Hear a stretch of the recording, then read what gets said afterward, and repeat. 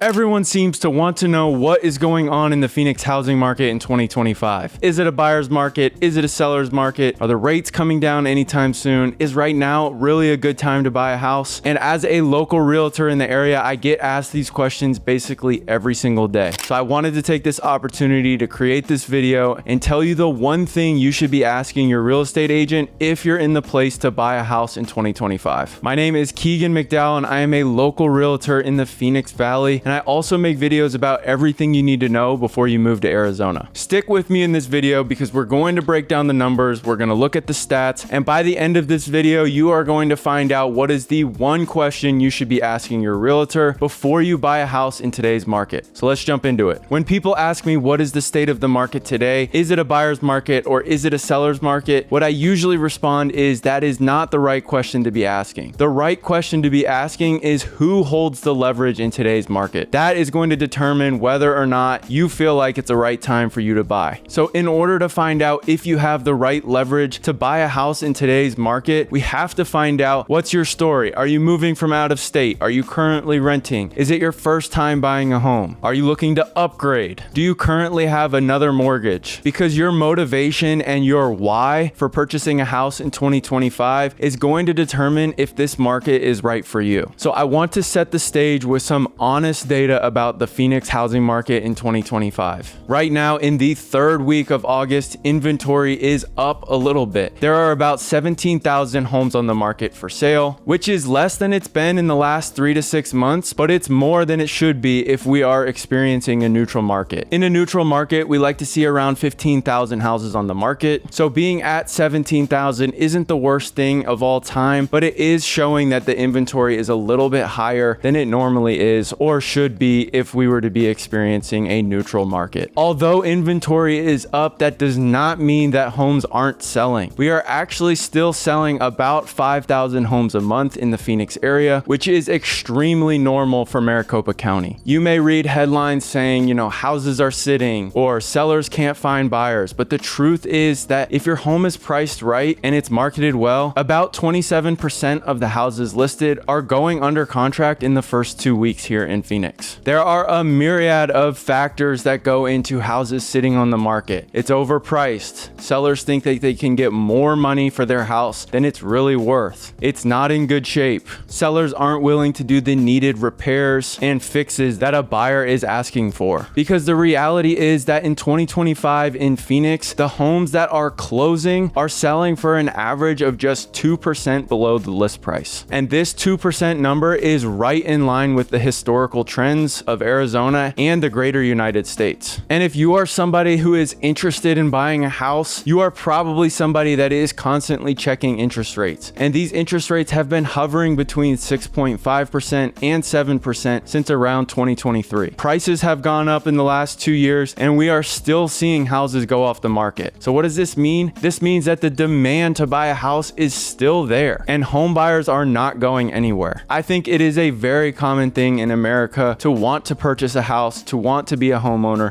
It is the American dream to want to buy a house and people are going to work towards it if that's their goal, no matter what the price is and what the interest rates are. So yes, we covered the buyer's market and I even let you in on a little secret that the buyers have a little bit more leverage in today's market than sellers. But what does that mean for sellers? As I stated before, over 5,000 homes a month are being sold and closed in the Phoenix area. This is a sign of a healthy market. So my advice to sellers is don't be scared. If your home is priced right, you prepare it well, and you lean into the marketing, you should have no problem selling your home in a reasonable time here in 2025 in Phoenix. But if you are someone who thinks your home is worth well more than the market is telling you, then you might be someone who sits on the market for a couple months. This isn't the same market of 2021 where every home was going on the market and was being sold by the end of the weekend with multiple offers over list price. It's a different market than it was 4 years ago. So if you ignore your competition and you overprice your home, you will not have any of the leverage that sellers can have in today's market, and you will probably find yourself sitting on the market longer than you want. And this is where the number one question that you should be asking your realtor comes into play. It's not the general question of,